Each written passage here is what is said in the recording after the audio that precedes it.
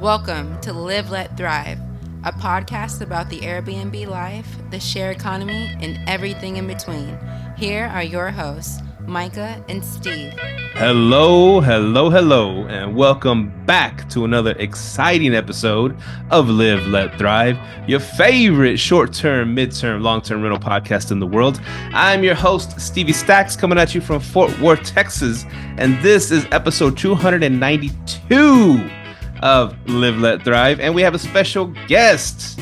And in the voice of the great Bruce Buffer, it's time! Introducing, fighting out of the red corner, he is a serial entrepreneur and marketer. He stands 5 foot 11 inches tall, weighing in at 195 and 1.5 pounds, fighting out of San Diego, California, presenting the reigning, defending, undisputed champion of the world, Chase, the STR Whisperer, Ryan. And Ryan wrote that for me, and he put that in the Bruce Buffer voice. So also, he said he's watching. I definitely, you did that on your own. I don't know. I definitely didn't write that. I've been wanting to do that forever. So yeah, I've been wanting to be introed that way. So I was like, why not? Yeah, Thank you so much. Screw podcast, man. I found my calling. I'm gonna announce the fights. If Bruce is sick, I think you could get a job or two, UFC 300 or whatever. I think step in. I'm feeling for you, Bruce. Hit me up, brother. And you said so.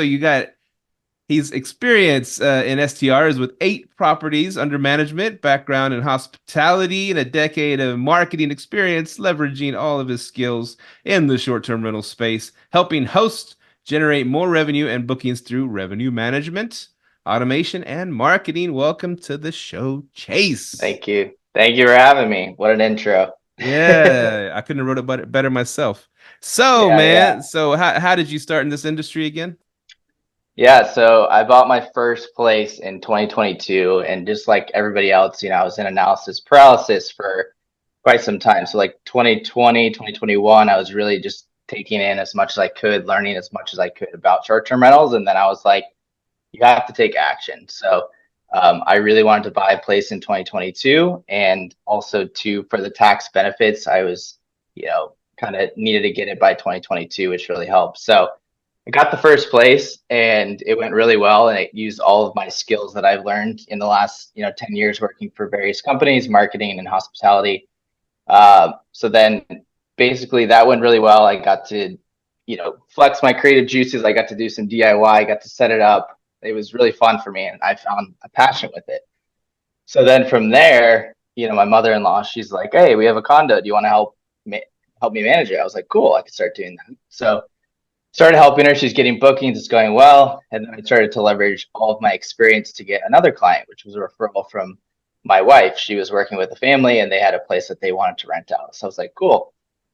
And then from there, I'm in a bunch of Facebook groups, and I love to provide as much value as I can.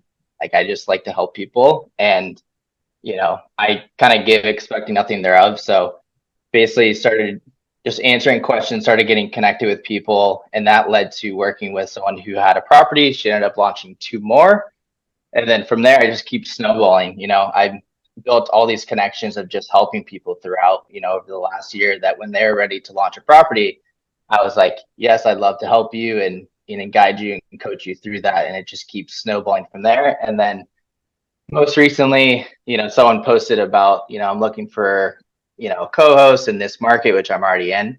And literally 5 people tagged me, and they're like, hey, he'd be the perfect guy. So it's just like, I just keep getting opportunities from helping people and just, providing as much value as I can. Like, I definitely care too much. Like, I've definitely got on some Zoom calls for like an hour and just helped them through a bunch of stuff, and just never really expected anything from it. But it's just kind of snowballed from there. And we are launching the 8th one this week. A 9th one is it's getting a little bit delayed, but I think in April. So, and then there's a guy I got introduced to who has 5 properties. I don't think I'm going to go through with it.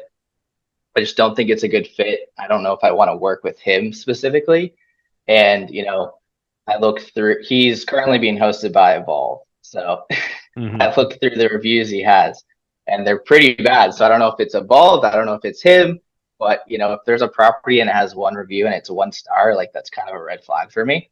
So I'm like, So long-winded answer, but yeah, it just kind of snowballed, and the more I meet people and connect with people, I think it's just more opportunities keep coming. I keep getting referred. So Yeah, I like is a lot. You said a lot there, and I wrote a whole bunch of notes yeah, already. So the DIY cool. thing, and that's I found that I do like doing that stuff too. It is tedious. You put a lot of blood, sweat, and tears into it, Hmm. but you got that pride factor that's huge, man. It's like it's Yeah. cool. Yeah, there's nothing better than like when you start a project that you didn't know how to do it, you looked it up, watched YouTube videos, and then you finish it and you're like, holy crap, like that feels good. So I think I kind of got addicted to that feeling of, accomplishment through something that you've never done before. Um, so for example, one of my first TikTok videos I ever posted was like a paint fail because we painted the entire house ourselves, our first rental. I didn't know how to paint at all. The first wall took me like 6 to 8 hours probably. And then by the end, I'm doing vaulted ceilings that are like 30 feet high on a ladder where I'm just like sweaty palms trying to hold on to the paint roller and stuff. So um, yeah, it's just I got a lot of joy out of doing things that are difficult and then figuring a way to do it, and you're building skills while doing it. So And, um, definitely, you've learned by making mistakes. So I've and that definitely made a That's lot the of big mistakes thing, too. man, and not just in DIY, but in any aspect of life, because most people won't want to try anything because they know they're gonna suck at it at first. But when you change your mindset, you say, "Yes, I'm going to suck at this. I know I'm gonna do terrible at it, right?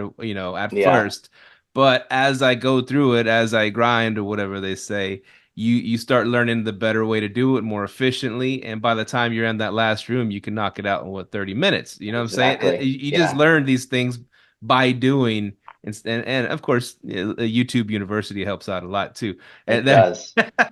But but that's but kind people, of, yeah, yeah, my mantra of life is just I like to just do things that I might suck at, but I'm gonna learn. And you learn by failing. Failing is not bad. yeah. So I have no problem failing it as long as you're learning. If you're failing and you're not learning, then that's the problem. Yeah, exactly. And I just, it's funny 'cause this past weekend, I just repainted my pool, my swimming pool. Oh And so wow. that was like an intimidating project. But oh my God, I mean, the prices that these pool guys charge nowadays, it's highway robbery. Exactly. Yeah, I think that was a motivation too, because I got a couple quotes and it was like, oh, it's gonna be 8, 9 grand. I was like, we could do this. It's not Yeah, that hard. It was harder than I anticipated. yeah. But Uh, yeah. it's a good experience for sure. Oh, hey, how y'all doing? Stevie Stacks here from Live Let Thrive, and I thought I'd give a quick shout out to my buddy Brian Wynn over at themusecoffee.co. Man, this is some good stuff.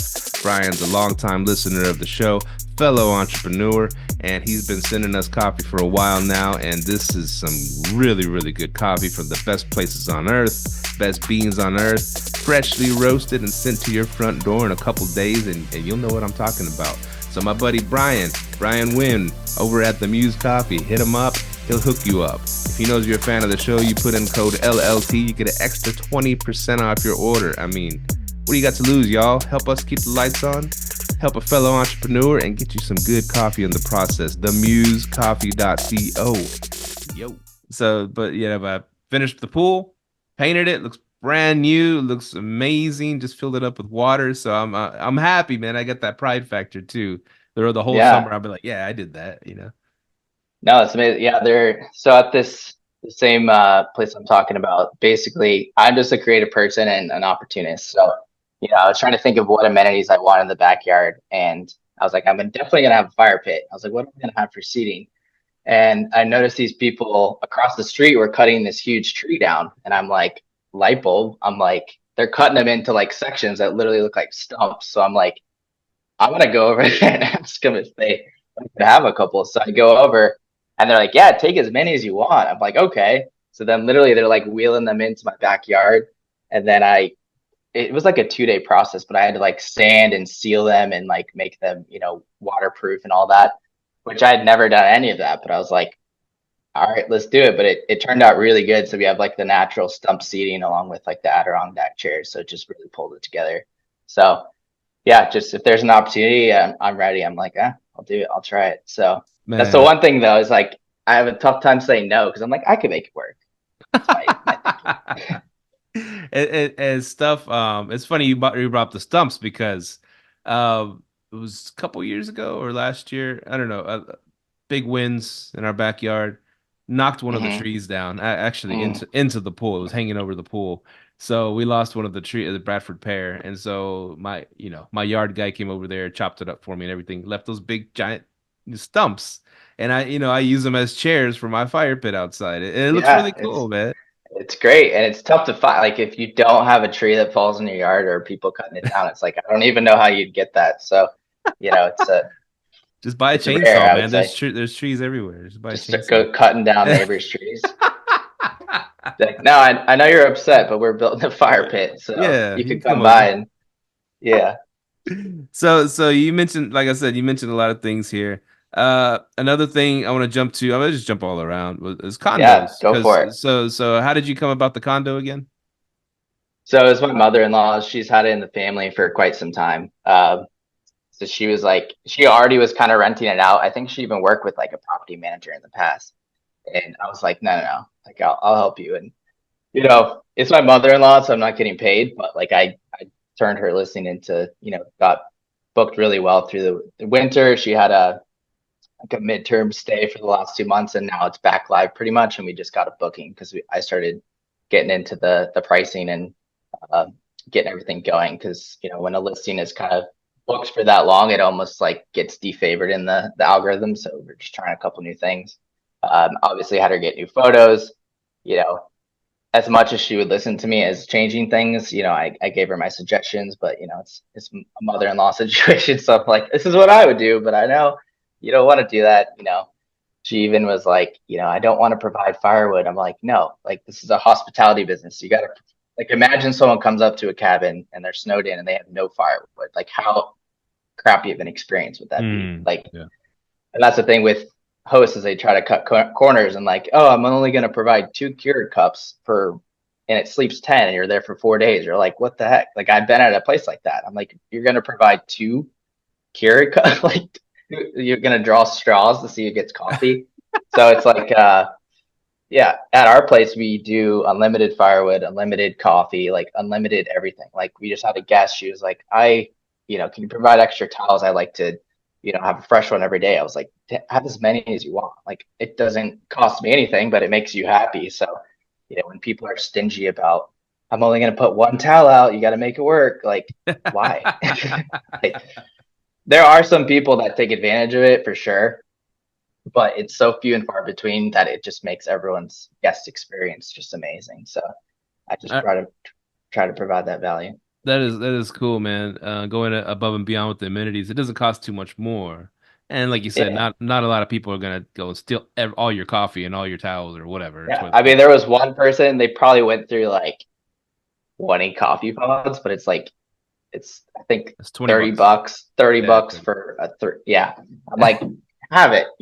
I had a couple $1,000 reservation. Like, take as many as you want. Take some for the road. I don't really care. So Stuff. I'm curious on your thoughts. Do you provide welcome baskets for your guests at all? Man, in my early days, I would do those kind of things.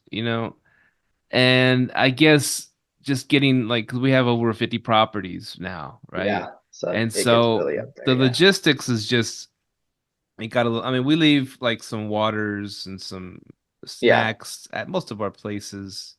As far as the basket, over time the baskets have gotten lost or I don't know, people took them. Just yeah, I mean, like I said, we leave a few things, a few yeah. waters and a few snacks. Now we used to go all out. At first, we were excited about, and maybe I should do that again. But like have a bottle of Right. wine, have some Yeah, popcorns, have all this stuff, and we used to do all that, but like I said, a lot of our places are like one bedroom condos in Dallas. So it's right. it's yeah. Yeah, so I was the same. I kind of went out, hot. We had handwritten notes. We wrote out like 100 of them. Put out snacks, all sorts of stuff, and we're about a year in, and I'm like, I don't think any guest has ever really noticed or said anything. I don't know if it has like a huge impact. Like I'm sure it's nice to come into, some waters and some snacks, but yeah, I'm like considering now, I'm like, I don't know if I'm going to continue because it's a decent amount of money to constantly supply all the snacks, and I don't get cheap stuff either. So it's like, do I really need that expense? Like maybe I could put that into a different, something Right. else. So And we had a yeah, I'm lot on the of like fence. Yeah. bottles of wine with like one or two drinks out of it. And you're like, what the hell are we gonna do with this? I mean, I guess I could Yeah. drink it, but I definitely did. I definitely did in the beginning, because you're trying to get those reviews. So like, bottles of wine. I actually I learned my lesson, but it was my second stay, and it's in Nashville, so I provided some Jack Daniels like nips or whatever little shots. Man, they I don't know if that influenced them, but they trashed the house. They broke a bunk bed, like there's oh. puke everywhere, glass. So I was like, maybe I'm not gonna provide alcohol. So but I was like, oh, it's cool. It's for the market, Jack Daniels, all that stuff. But yeah, never again. So We've had people, I guess they saw like, a picture of what we had like our in our listing and it had the basket with the wine and stuff like. We had one lady actually say, "Could you make sure that there's no wine or alcohol in the house because I'm a recovering alcoholic." I was like, "Oh, yeah, okay." Yeah. which I have heard that angle of like, if you provide alcohol and you don't know their situation, that could be triggering. And now you have a bad review and you're trying to, do something nice. So that would be terrible. Yeah, yeah. So, yeah, like I said, we've strayed away from it, but I mean if we're going to be going all out. Like, and here's going back to what the DIY stuff, and Yeah. we do a lot of arbitraging too. I don't. Do you ever do any arbitrages? I've considered it, but without the tax benefits, and then to be in a situation where like maybe they could end up taking over, after your contract, a year, whatever. And especially if you put some work into it, I really want to, but I'm just like, man, I don't know. Like, what are your thoughts? Like, what's your experience with arbitrage so far? Now we have some that are profitable that do really good. But here's the thing: I see like a lot more potential if I did some DIY stuff and poured some of my own, money and or sweat into it. But then I'm like, man, this place ain't even mine. That I get to that point, And I think I am gonna Yeah, do some stuff. Like I'm gonna add a barn door to this other place that has like this open office area that I can create like a fourth bedroom. I think I'm gonna go ahead and do that. But as yeah, far as wanting to, these people could end my lease like after this term, and I go and put like a few yeah. thousand into it to make it look beautiful. So that's the only Which thing would that I don't like about the arbitrage game. I'd rather own something and then put as much money as I in mine. It's making it more valuable because it's mine, right? exactly. And I'm kind of a perfectionist in the way of like I like to have things, done really well. So if I come into a place that's furnished, I'm like, okay, it's furnished, but like half this shit needs to go, like so it's like, but then you're spending all this money to furnish it and get it ready to go. So there was an opportunity last month. My wife's cousin, he had a place. I don't know if you golf, but it's in Southern Pines, which is like a Oh, golf wow. mecca near Yeah. Pinehurst. And the US Open is going to be there in June, so that's going to be a huge revenue driver. But the rent was respectable, that we would pay him out. He would profit a little bit, but you know, um, we started to factor in the costs of furnishing, financing, a couple of things, and it was like looking at the data. We might break even some or most months. Like we're gonna have some profitable months, but like we're gonna break even most months, and we're probably gonna lose money in the off season. So I'm like, that's to invest 20 to 30K into a place that we don't own, do all this stuff to maybe make a profit. I was like, that's just too much of a risk for me. So I decided, like, as much as I would love to have a place in a golf mecca that I could go visit, like, oh, I got to go work on the house, babe. Sorry, got to go down to the house again.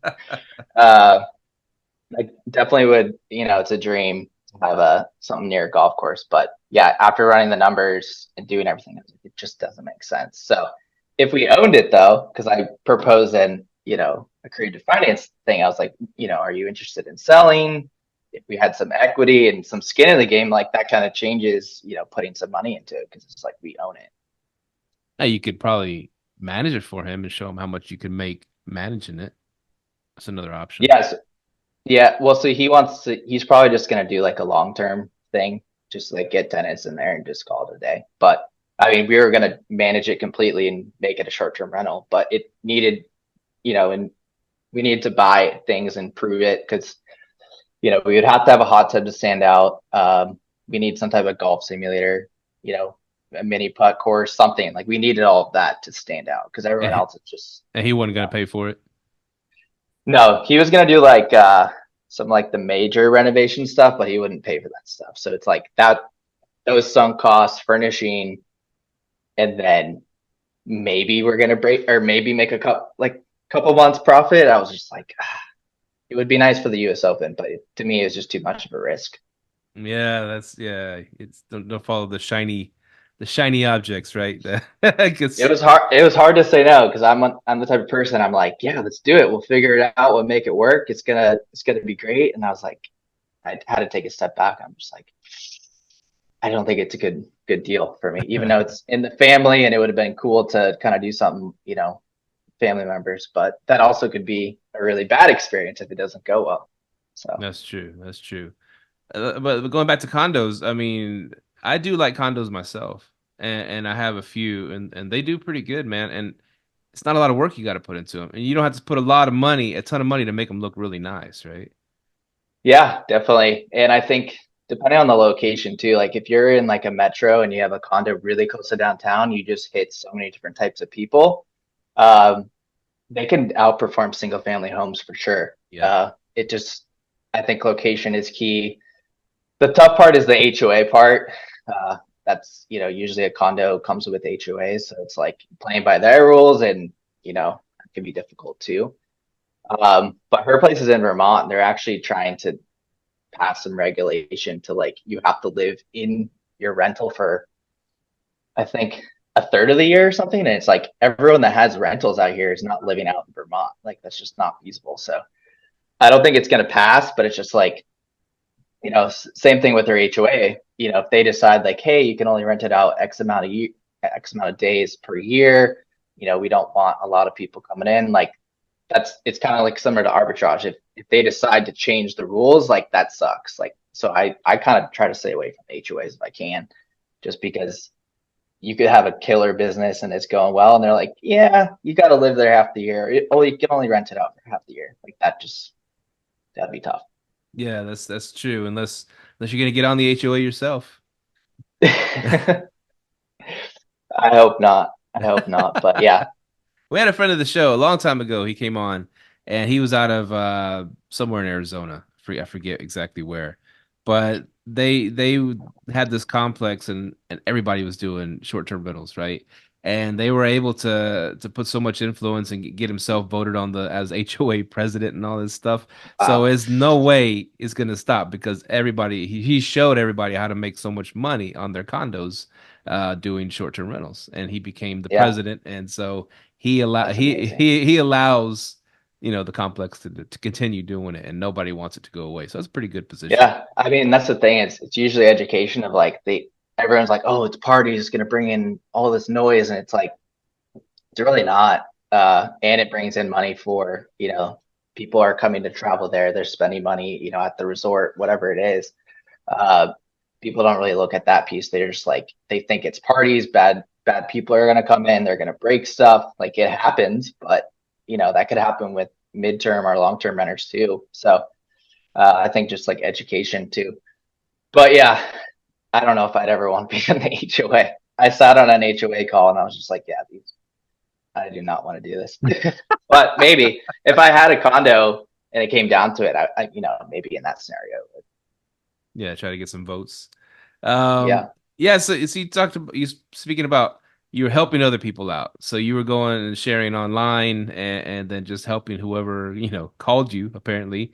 And so it is a lot of wasted hours. If you're Yeah.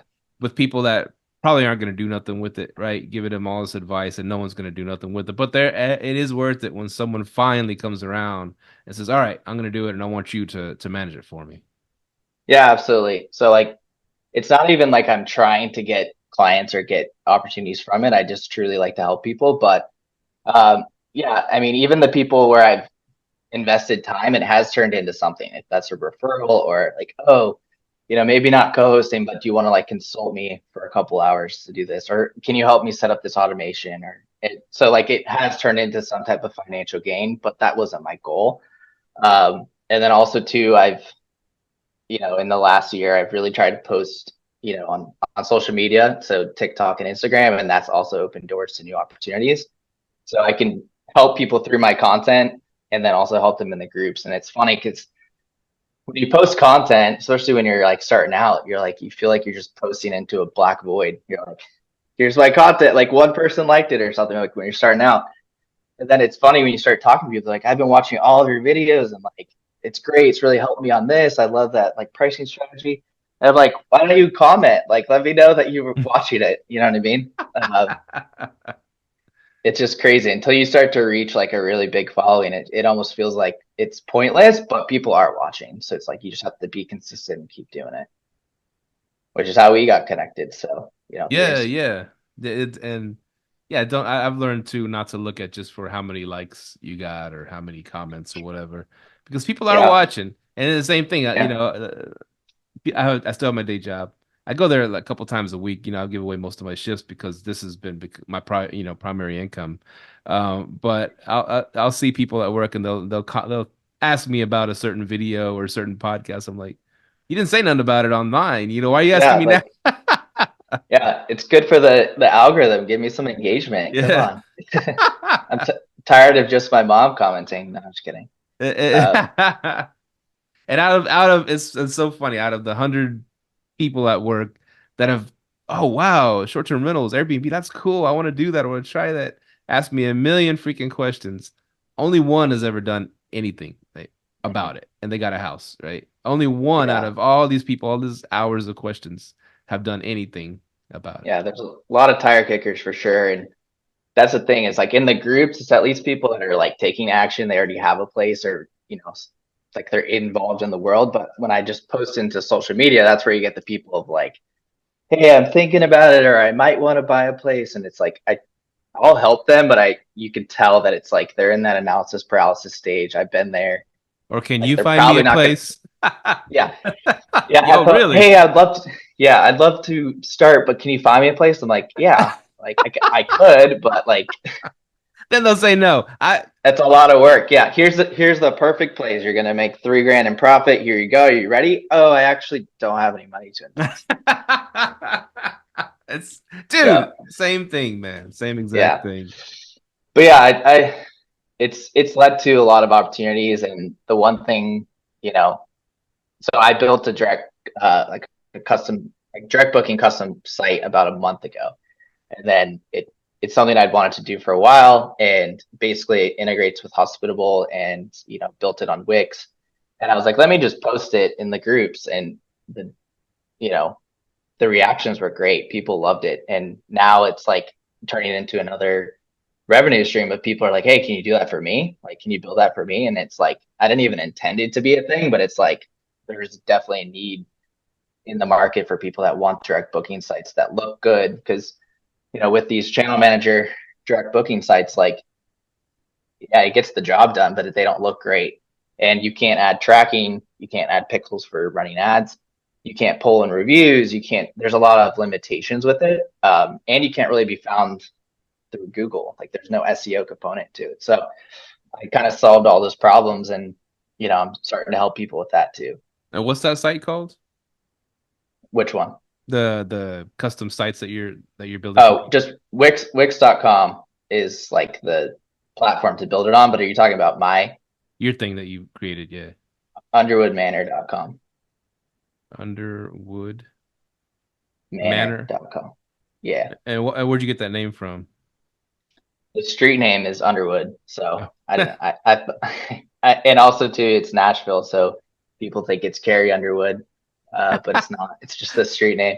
But Manor, to me, it just sounded kind of like, upper tier, just like even though it's like a big property is what a manor means, but I just thought it played off it well. But yeah, that's kind of where the branding came from. That or a scary movie. Yeah, right. Haunted Manor. Yeah. Yeah, and then ironically, there is a musician with the last name Underwood, not Carey, and he was like, it was on social, and we ended up talking. He's like, this is the perfect place for me. Like I'm gonna have next time I'm in town, I'm gonna be with like a big, famous musician. Like we're gonna stay here. I'm like, oh great. And I was like, should I reach out to Carrie and maybe just see if she'll stay there? I think there's also a Sarah Underwood, so just start reaching out to all the Underwoods. Oh wow, my best buddy growing up, Brad Underwood. Shout out to Brad. What's up, brother? Good to know. Brad, come stay with us. Yeah. So you mentioned revenue management. What do you mean by that? That's a big buzzword right now. Buzzwords. Yeah, so obviously using price labs like everyone does, but I think from there it's, you can't just set it and forget it. So um, it's usually in Airbnb, I'll do rule sets where I'll create, length of stay discounts, and I'll do, we have a crazy one that we're testing out where we increase the premium. So I basically opened up my calendar completely to 1 night minimums. If you want to book 1 night, go for it, but you're going to pay a premium. And then as they book more nights, that length of stay discount brings the price down to something more normal. And, I've seen some great results with it. So I test that out for the weekends with that premium and length of stay. And then on the midweek stuff, usually like a Tuesday, I'll do a length of stay discount. And I've noticed a big increase of, longer stays during the middle of the week. So it's kind of just messing with those types of strategies. And it's kind of it's just you got to test, see what works, and constantly be trying things. So you can't just rely on Price Labs pricing completely and just hope for the best, because it could outprice you based on your competitors. So you need to look into that through Airbnb. You can look at that obviously, and then looking through the data in Price Labs. So looking in the market dashboard, looking, at, different data points, and just checking in on your competitors to make sure that you're not overly priced. Now, that's a great strategy. Of course, utilizing price labs, you should definitely do that. But also using the rule sets inside of Airbnb to promote longer stays because they get a bigger Yeah. discount per. And it's just, and I had a friend telling me, who taught me that a long time ago. He mentioned that he goes, us humans, we see that little slashed out price and then a lower price underneath, and it just automatically think, oh, I'm Yeah. saving a ton of money, even though. Girl math. Yeah. They're like, oh my gosh. And even though you marked it up, or like the Black Friday deals, like they just mark it up and then mark it down. They're like, you're saving so much money. It works. It freaking works, man. And I It know it does. works on So me. I'll see an orange tag, an orange sticker at something at Walmart, and oh, it's cheaper. And wait a yeah. minute, it's like 1 penny cheaper, the same price. But it does incentivize longer stays. And I think a lot of people, they're so weary, like I was too early on, but they're so weary. They'll have like 3 or 4 or 5 night minimum stays. And you're like, well, if you have a 3 or more minimum stay, you're not going to show in a flexible, Hmm. search. So you need to open that up. And I know you don't want that 1 night stay, but think about if you did, 1 night stay on a Friday, 1 night stay on a Saturday at a premium, who cares? Like you're making more money. And if your cleaners are okay with it, obviously, like that's the biggest thing. Are they okay with, 1 nights and same day turns and all that? But yeah, you can end up making more money. And it doesn't necessarily mean it's a party. People could be driving through. Like we had a couple celebrate an anniversary. They lived like 45 minutes away. So they paid a premium for that 1 night that was sandwiched in between like an orphan day. And, I was like, why lower the price? If someone books it at a premium, that's amazing. If they don't, no sweat. Like I don't have to worry about the headache. So, yeah, just constantly testing different strategies, different pricing rule sets. That's the key. Just kind of get creative with it. Yo, Stevie Stacks again. One more quick shout out to themusecoffee.co. That's themusecoffee.co. Get you a freshly roasted bag of coffee today. Go to themusecoffee.co, use code LLT, and get you 20% off of a bag of the best coffee you'll ever have in your life. Themusecoffee.co, y'all. Now what I do that the price slabs where you bump up the price, like double or triple, whatever that price slab suggests that you price it, and then I'll even go into the weekends and even put it like 20% higher, even more than what I set it at higher. You know what I'm saying? Yeah. So that way, when price slab starts dropping the prices on me, it'll at least keep those propped up the weekends, And I do Yeah. keep them. I do everything one day except for the Friday and Saturday. I do keep it at 2 nights for farther out. But as it gets closer, Because I know a party could happen anytime, anywhere, but I still I've been through a lot of the party situations where oh yeah, we'll spend $300 or $400 for a Friday or a Saturday. We're gonna party Yeah. anyways. Well, Well, you I'll gotta take bump that up. Yeah. yeah, so I bump it up. Plus, I put a 2 night minimum, so that kind of like has been working great in deterring parties. But Mhm. as it gets closer, like to the week, I'll change those to 1 night minimums also. Yeah, absolutely. Yeah. Anything that's super far out, I'll put 3 and 3 because I'm like, okay, yeah, go for it. If you want to book it, it's got to be the 3. But anything within like 3 or 4 months, I've been testing that 1 night, and it's been working. So I think I'm just gotta really fine tune it and make sure it works. So the thing with like the stay discounts is like you can really get yourself in trouble if you have it applied to too many days. So um, just be very cautious if you are for the audience. If you do length of stay, don't do it on every day because then you'll get that discount multiplied across every day. So it could be end up really cheap stay for somebody. So just be cautious with that.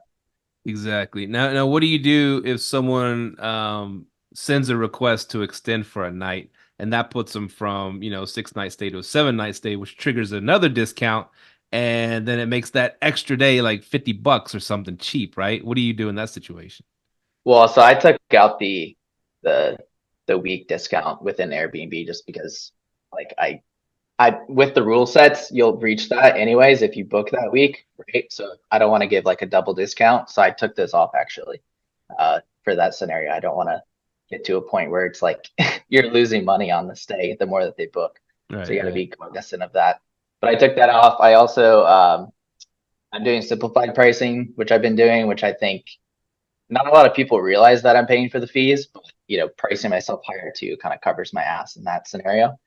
Um, and then also a trick that a lot of people are doing is putting the cleaning fee as a management fee to where it's baked into the nightly rate. And so basically when they see my rate, it's like what you see is what you get other than taxes. So it's like really attractive to them, which, I thought about maybe I put like a little badge on like my cover photo of like, we cover the fees so that it's a little bit more obvious, but that's something that we do and it's been working well. Okay, cool.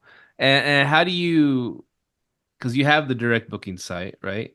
Mhm. And you can't do rule set games in there. How do you do discounts inside the direct booking site?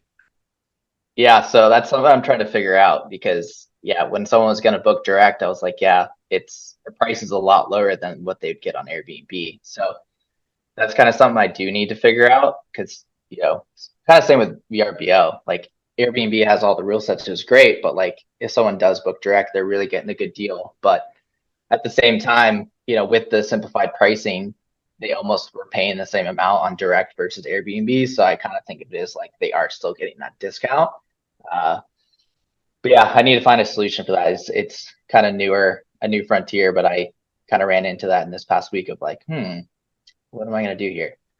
Because I mean, hotels have been doing this forever, right? You go in there and you book a extra couple nights, and it knocks down the price or whatever. So there's got to be a way. I mean, they got to use some kind of software to do it, right?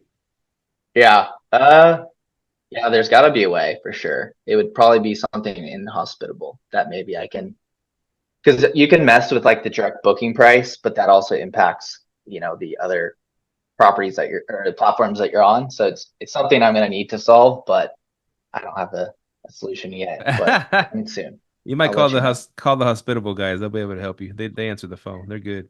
Yeah, honestly, like that's why I love them is that they're always putting in new features and they actually listen to people like, hey, can you add this feature? So yeah, hospitable if you're listening. Rule sets. Exact. Oh man, I wish they had them in hospitable. Wouldn't have to do Yeah. anything inside Airbnb anymore, man. Uh, Yeah, honestly, because then it would push out to your other channels too. So there's so many like I don't bugs. really yeah, I don't really like my prices on VRBO are just higher because it's like I don't get a lot of traffic from there. And if you want to book, go for it. But yeah, it's mainly in Airbnb where we're trying the strategies. There's so many bugs inside of Airbnb, man, and it's just I remember. I'm sure you remember this months ago when they decided to make like short stay cleaning fees zero. Well, you switched it to management fee anyway, so maybe or did you Yeah. have it back then? This was, I think I had it. Yeah, when that was happening, I already had it as a management fee. Well, So I think it didn't affect you then, yeah. but it So affected millions of hosts, right? So they yeah, all of a sudden someone stayed a 2 night stay for let's say $200 somewhere, and your cleaning fee is like 150, and they didn't charge him anything. It charged zero for a cleaning fee, so you made $50 off a 2 night stay, or even yeah, it's lost money. Some terrible. people, and so everybody's freaking out. What happened? They introduced something without telling us. Is what happened. You had to go in there Yeah, manually, where your cleaning fee is, and set, whatever it is, $100 for your cleaning fee. And underneath it, it says short stay cleaning fee. And if you didn't set anything, if you didn't know about it, hmm it automatically defaulted to zero. So yeah, it that's screwed a lot of people out of a lot of yeah, money. And so you have to go switch it to, and you it won't let you put it at 100. You can put it at $99. But you have to yeah, give right. some kind of discount in order to Yeah, put that one. at that rate, it's like, all right, we're going over there, we're cleaning it ourselves. You're like, take the day off, cleaners. We got this one, and you're like, But oh shit. I know that I noticed another thing that keeps happening on Airbnb is this flexible check-in time. For some reason, it'll switch to like just flexible where they can choose to check in at 10 a.m. or whatever. Yeah, and we've gone and set these things a few times, and it still keeps happening. Yeah, I've seen that where it will show like the time window of like when they will be checking in. Does that have any impact on them? Like if they decide at 10, I haven't had anyone do 10, but I've seen it's like a window of like 4 to 6, which is helpful. Like if you, especially if you're having like a same day turn of like knowing when they're actually going to come. But um, yeah, is that if they set it for 10, they can just come at 10? Like have you had a situation like It's that? happened to us a couple times, man. And we go in there and we have our check-in time set at 4 p.m. And then they see the thing, they made another box under it, and I think it might have started getting buggy from that second box. Instead of just, it used to be back in the day, you just put 11 a.m. checkout time, 4 p.m. check-in time. That was it. Then it added another box under it, up to how long, and it starts out as flexible. Up to how long can they check in? So in other words, if you mess up on that thing, or if you don't put anything, I think it's letting anybody put whatever they want to check in. Like I want to check in at 10 a.m. Even though there's guests there that don't leave till 11, and that's happened to us. And like, oh, we're waiting Oh out my front and blah blah gosh. blah. And like, you got the message. We have automated messages. It comes at you and say check-ins 4 p.m. Yes, but we chose to have a 10 a.m. There's someone there. You can't get in. I'm Yeah. sorry. I know it's something with Airbnb. Yeah, I saw a video of that exact thing, and it was like this old guy, and he was just like, "No, no, no, but my flight came in early, and I thought I could come early." Like, that's just not how it works. Like, just because your flight was early doesn't mean that you can check it. There's people staying here. Like, I don't think they'll be okay with a random person joining their party. But But yeah, you gotta watch. uh, You gotta watch these. You gotta have someone like kind of go yeah, audit your Airbnbs and make sure these things don't just, Airbnb switches something without telling you, because they'll do that. yep, I've heard about that. So thankfully, I haven't had anything too catastrophic, but yeah, that would be a nightmare. Yeah, yeah. So that's another reason to get our own direct booking sites, and then try to Absolutely. wean ourselves away from Airbnb. Yeah, I mean, it's just good to have a different avenue. Like you could be found organically, you can run ads and get traffic that way. Also, with Hospitable and a few other channel managers, you can get on Google Vacation Rentals. There's a TripAdvisor, plat TripAdvisor is a platform called Houfy. I don't know how to say it. Houfy. Alpha. But basically, it's like another way to get visibility for direct booking specifically because you'll still have to have a way to book them. They don't take any payments or anything on the platform. It's just a visibility thing. So, uh, but the best part about having a direct site is that you're building a brand and you're building something like with the channels. Like if they decide you broke the rules or like, you're off the platform, like that's it, you're done. Like all of those reviews, everything is gone. So it's like, if you can start building something now and building a brand, especially for people to come back, like there's no better time than now to start that. Yeah, that's true, man. Um, so real quick, what Facebook groups do you like to get into that's giving you a lot of, giving you a lot back? Yeah, so I'm in I'm in a lot, honestly. uh, like too many. The one that I'm in that I'm pretty active in is host camp. That was the first thing I joined like a couple of years back, and there's just a lot of really great people in there. And then pretty much any group that is related to short-term rentals or Airbnb, like I'm in it. I'm active. Um, I just have Facebook open, and whatever's at the top, I just go in and answer the question. Like, this is what I would do from my experience. This is how I'd handle it. And yeah, it's not like I'm even trying to do anything. It's just like I'm answering, their questions.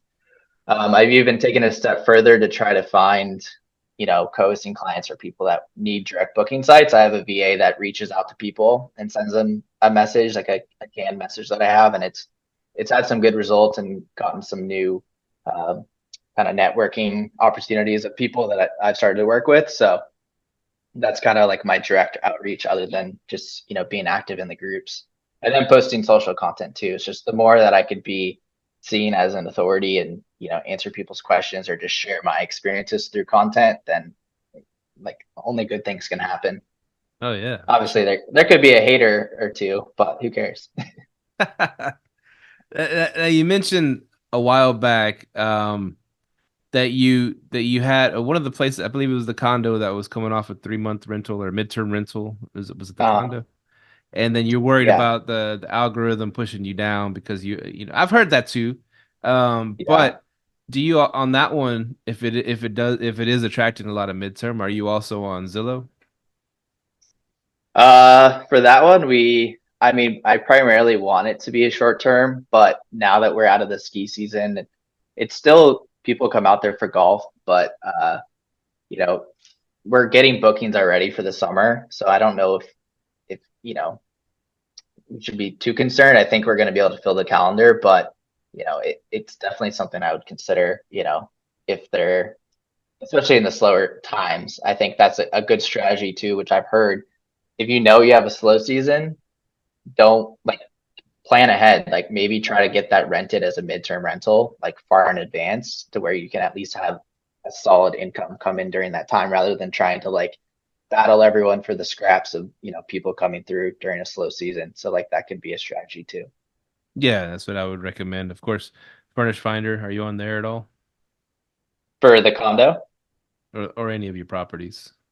yeah, actually for one of the places I co-host, we are on Furnished Finder. We haven't really had any hits there, but honestly, we get a lot of inquiries in Airbnb for midterm stuff, but we make more with the short term. So unless it's something like a really killer deal where we're making good money, like we usually say no. But we do get a lot of inquiries. It's usually people, because it's a smaller place. It's a one bedroom like guest house, so you get people that are moving, trying to check out the area, like whatever it is. So there's a lot of traffic for that.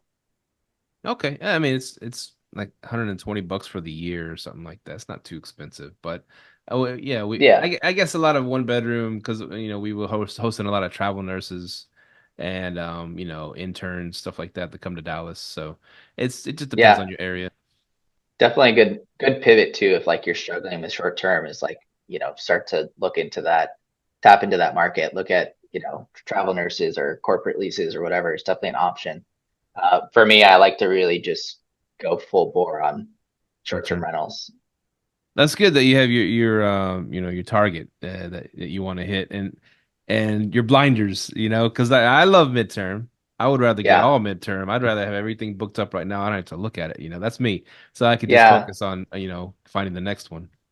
yeah. I mean, peace of mind. Like when we have had the midterm stuff in that one client, it's like, cool. I don't really have to worry about it. But I like to see, especially early on, I'm like, let's kind of build some baseline numbers of like what could we actually achieve with short-term rentals versus midterm.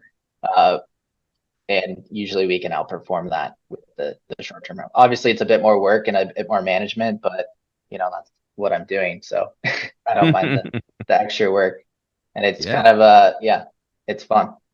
And over here with spring and summer coming up, so I'm transitioning away from, of course, I would love the midterms to cover all of our slow season, which is the winter here, and then spring and Yeah. summer's coming through. So yeah, let's just lock in. Let's just, unless it's a lot of money, they're gonna throw at us for a midterm state. I'm not gonna let them take my whole, high season calendar for a certain Exactly. low price. Which I'm sure you've seen on VRBO, but you get those like spammy uh, scams where it's like Is this they're unit gonna book. available? Yeah, is it available? And I'm gonna book it out at full STR price at $14,000. Is it available? Yeah, if you want to book it, absolutely. But no, I'm not gonna send you money, or whatever they always say. But yeah, if you book it for 14 grand, go for it. You can have the entire month. I will come there and be your personal assistant for that month. But yeah, it's always a scam. But I bet people have done it too. I bet people have done it, sadly enough. send the money. Send them, yeah, I bet that's happened. I'm sure. I mean, they wouldn't be doing it if there wasn't people that fell for it. You know what I mean? And the only thing with the direct booking site, we have our own direct booking site as well, and is the chargebacks. That's the major issue you got to worry about. Mm. What do you for the direct booking sites? Do you have it through Hospitable? So no, we have our own. It's a Boostly website. Our buddy Mark Simpson makes these Boostly websites, Yeah. and it's backed by Stripe. Hmm. And it's funny because we had it up and running. We got the site up and running. We were getting a lot of direct bookings, and then like one week we got like 4 chargebacks for 4 stays. And so not only do they have to investigate and do all that stuff, and you're probably gonna lose. Especially, and here's a funny thing: if they're using an American Express card, you're almost guaranteed you're gonna lose the battle Wow. against the What was their chargeback. reason for chargeback? They just didn't That they want to never pay, or that they never stayed in place. It was a fraudulent charge on their card. oh my gosh. Yeah. And so American Express backs them, and then Stripe, usually they investigate. And while they're investigating, they hold your money. We had like $4,000 tied up Oh that we my couldn't. God. So like, Yeah. how do you protect yourself, I guess, in that situation? That's what I'm trying to figure out because we went back to just, here, you can send us the dates and then contact us, and then we can book directly with you. You can Zelle us or Venmo or whatever, usually one of these apps to pay us. But Yeah.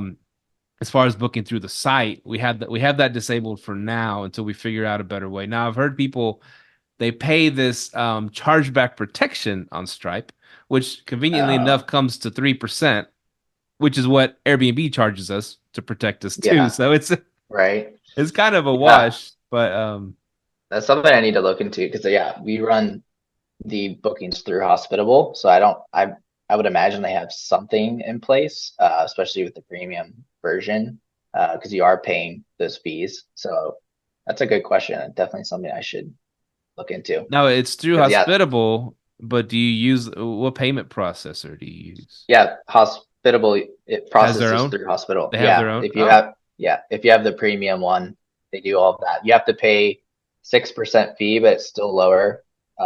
Or it's charged to the guest. Service fee is 6%, and then it's I think $10 per reservation. Like it's really not bad. And then you get um, the $5 million in liability and damage protection. And then they remit taxes as well. So I would imagine that they take care of it with chargebacks. Luckily, I haven't had a situation yet, but that's something I definitely would love to get an answer for. yeah, definitely ask them because I mean that is pretty cool. If they take the brunt of the chargebacks, that's great. If they pass it, Yeah, I would imagine they do because yeah, they're doing the processing and they pay you out. So I would imagine, but it's a good question. we shall see. Well, Yeah. cool, brother. It's been a great show, man. Thanks for hopping on. Yeah. Anything else you wanted to touch on before you head out? No, thanks for having me. This has been a pleasure. It's my first podcast ever, so it's been Oh, fun and yeah, it was really good, talking through STR and everything. I hope it was helpful for everyone. But yeah, follow me on socials and I'd love to help you if you have any questions. where could they find you, brother? At Real Chase Ryan on TikTok and Instagram. REAL Chase Ryan, Yeah. right? Yep, the real one, not the fake one. I do have someone trying to be me and they like send out a crypto scam, so be wary of that one on TikTok. Oh Because no. I've reached a level that I have a person and trying to copy me and use my content. So Well, only buy crypto from the dangerous. real Chase Yeah, Ryan. only from me. Yeah. right, Awesome, man. It's been a pleasure. Been a pleasure, dude. Yeah, we'll talk to you later. We'll catch up again in another episode. All right, sounds great. I'd love to come back. All right, Live, Let, Thrive. Peace out. Thank you for tuning in to this week's episode of Live, Let, Thrive. Be sure to tune in next week for all the latest in the world of Airbnb and all that entails. Bye-bye.